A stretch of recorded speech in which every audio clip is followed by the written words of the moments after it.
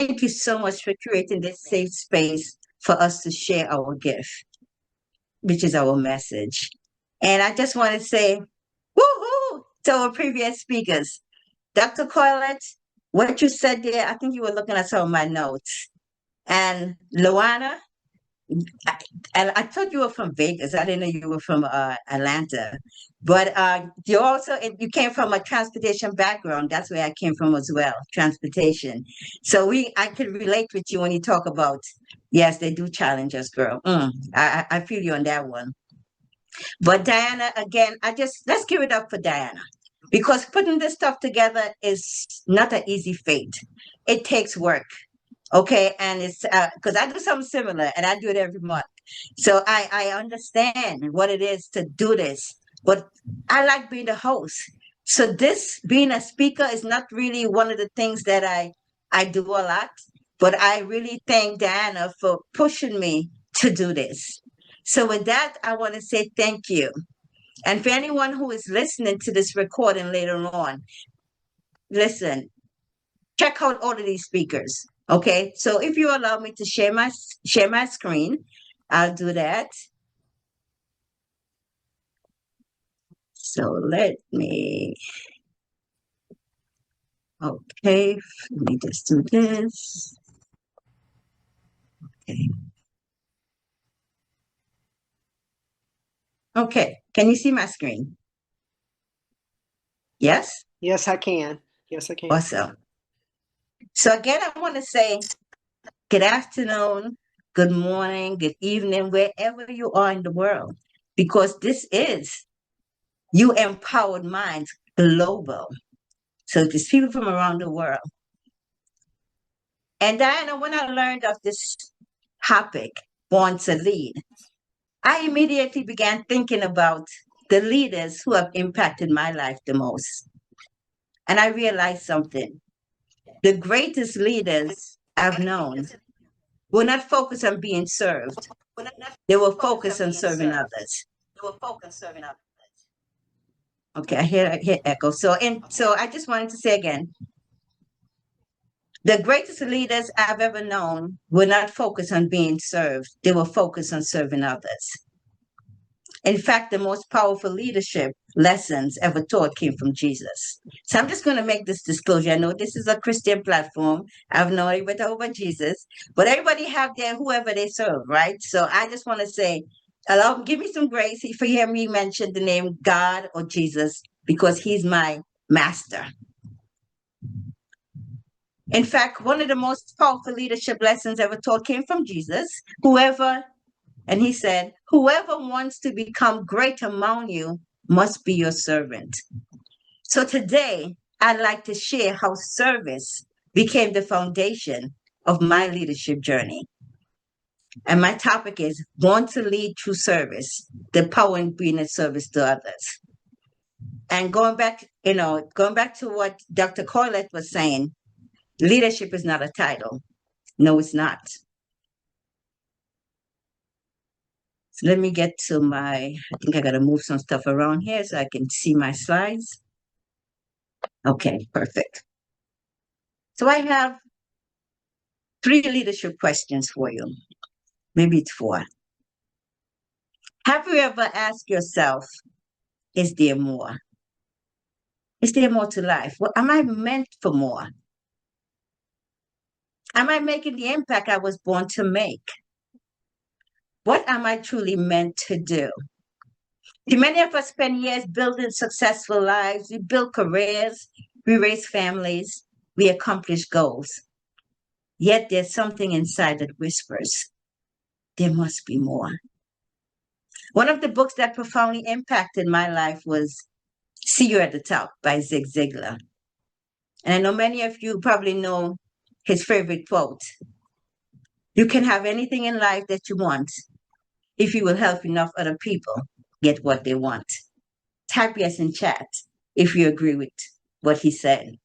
You can have anything in life that you want if you will help enough other people get what they want. When I first read those words, I thought they were about success. Years later, I realized they were really about leadership. The leaders who leave the greatest legacy are not focused on what they can get. They're focused on what they can give. That simple principle became the compass for my life and eventually shaped the business and community we built. Leadership before title. Going back again to what Dr. Corlett said, leadership is not really a title. I spent almost 3 decades working for New York City Transit. It's a transportation system, and if you've been to New York, you have the subway station. And I started off at the very bottom, entry level as a station agent, a railroad clerk back then. And every day, thousands of people would rush by the station. And I realized they were all carrying something invisible, an invisible fear, a challenge, a disappointment. And for us immigrants, we carried a dream. I may never have known their story, but for one brief moment, I could make their day a little easier. So that was always my intention when I show up each day. Helping someone find the right train, calming a frustrated customer, offering a smile. I'll never forget a woman approached my booth one day. She looked overwhelmed. She looked frustrated. She wasn't just lost in the subway system, she looked lost in life. I helped her find her train, and before she walked away, she stopped and said, "Thank you. You're the first person who has been nice to me all day." Now, I don't remember her name, and she probably don't even remember mine, but I remember how that moment made me feel. It reminded me that we never know what someone is carrying. And sometimes a simple act of kindness can be the very thing that helps someone to keep going. That for me exemplifies leadership, being nice to someone. But here's the cherry on the cake. Jesus redefined leadership. We talked and here it is. Luanda talked about Jesus being the greatest leader, right? Now, the night before his crucifixion, Jesus did something remarkable. He washed the feet of his disciples. Just think about that. The king, he served. The teacher served. The leader served. Now, washing feet back then was the work of a servant. Yet Jesus intentionally chose service. Now, why is that so? Because leadership is not measured by how many people serve you. Leadership is measured by how many people you serve. That moment forever changed the definition of leadership for me. And this is why leadership equals service. Leaders solve problems. Now, Lawanda talked about she was given a challenge. And that's what leaders do. We step up to the challenge. As a matter of fact, we love challenges. And as I moved into leadership positions, my focus shifted. I stopped asking, how can I get ahead? And I started asking, how can I help? How can I make things better than I found it? That every position I worked, that was always my question.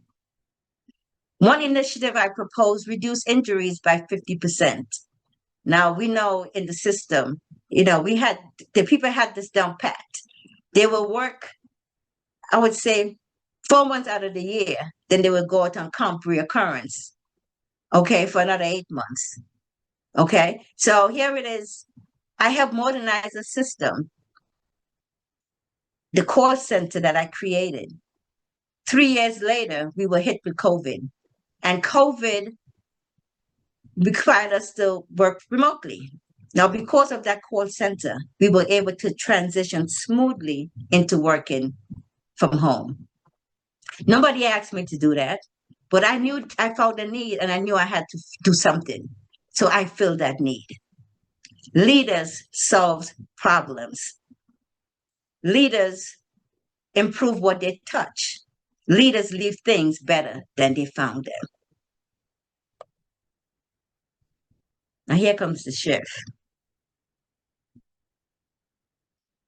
The shift question happened from how can I advance to how can I serve? The shift happens by me asking the question, how can I make things better? You see, when we stop focusing on ourselves and start focusing on helping others, purpose becomes clearer.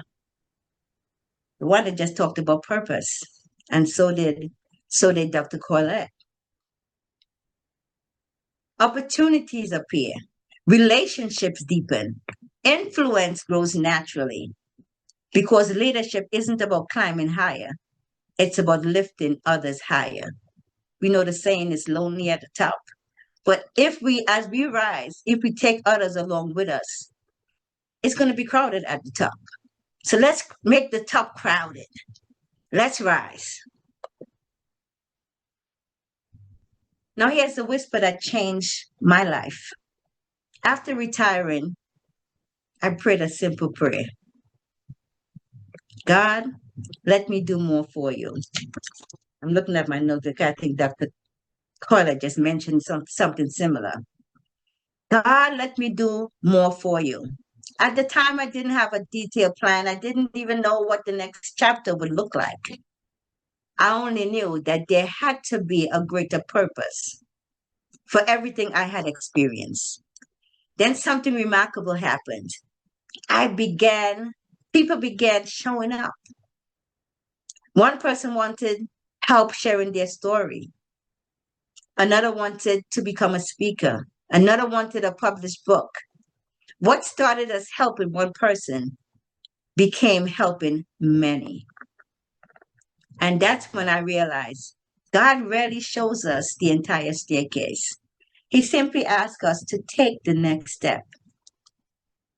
Every platform we've created began with one step of faith and the willingness to serve. And that one step became Ascend Your Path, which is my speaker summit, which I do once a month. I would like to leave you with just 3 leadership principles. And I heard it mentioned before. Dianne just mentioned it. Follow what brings you joy. Add value wherever you go. Lift others as you rise. One of my greatest joys today is watching someone who doubted themselves step onto the stage for the first time. Watching an aspiring author hold their book in their hand. Watching someone discover a voice they didn't know they had. Those moments remind me that leadership isn't measured by how high we climb. It's measured by how many people we help with us. And this is exactly what Dianne is doing, creating this safe space for us to shine. So I wanted us to leave you with this challenge. And as you go about this week, I want to challenge you to serve one person intentionally. You heard that word intentional mentioned several times. Encourage someone who needs hope. Mentor someone who needs guidance. Use your voice to make a difference. Leadership doesn't always happen on a stage. Sometimes leadership looks like a conversation, a text message. All you can say is, "Hey, how you doing? I was thinking about you." It's a listening ear. One act of service can change a life. Now, if you're ready to share your voice, my stage is always open. Just like Diana opened her platform for us, I would like to open my platform for you as well. So if today's message resonated with you and you know there's a story, a message, or a calling inside of you that is ready to be shared, I would love to connect with you. Through Ascend Your Path, our publishing opportunities, our retreats, and community, we create safe spaces for you to discover your voice, step into your leadership, and make a greater impact. Because I believe every person have a message, and someone is waiting to hear yours. My favorite saying is from Les Brown. He says, "Your story is not for you, it's to share with others." Going back to, you were born to lead. So I leave you with this. Jesus changed the world, not by demanding to be served, but by serving. When I look back at my life, the moments I'm most proud of is not the promotions, the titles, or accomplishment. The moments I'm most proud of are the ones that touch lives, the people who found their voice, the people who gained confidence, the people who stepped into their purpose. Because at the end of our lives, people won't remember our titles. They'll remember how we made them feel. They'll remember whether we helped them believe in themselves. The question is not whether you were born to lead, because you were. The real question is, who will be different because you did? Are you a difference maker? Dr. Coylett mentioned, are you an atmospheric changer? One and the same. So are you a difference maker, a world changer? Diana is a world changer. She's changing our world. So I just want to say thank you. Thank you for spending this time with us. And I do have a free gift, Diana. Am I okay to give out a free gift? Yes? Yes. Okay. So if you scan this QR code, that will lead you to my website. This is my phone number. And for the, let's just say, the first 5 to email me, and this could be anyone from when you play the replay, right? The first 5 to email me will get a free copy of our latest #1 Amazon bestseller. It's Ascending to Your Power, Breaking Barriers, Building Legacy, and Becoming Unstoppable. My celebrity author is the one and only Dr. Forbes Riley, the Queen of Pitch. The foreword was done by the #1 motivational speaker, Mr. Les Brown. And we have 23 other authors from around the world in this anthology. This was published in December of last year. Now, if you're within the US, I will ship a physical copy to you. If you're outside of the US, I'll send a digital copy. So I just want to say thank you again for allowing me to share my message. And maybe I can share one more. I give one more gift, Diana. I feel a little generous today. So anyone, the first person, let's just put it this way, the first person to email me will get a free spot on Ascend Your Path. Now, Ascend Your Path is hosted the last Saturday of every month. It's a 2-hour event. And I would offer the premium, which is it's $97, but you'll get reels and you'll get your clip that you can use just what you're pretty much doing here, that you can use to add to your toolbox.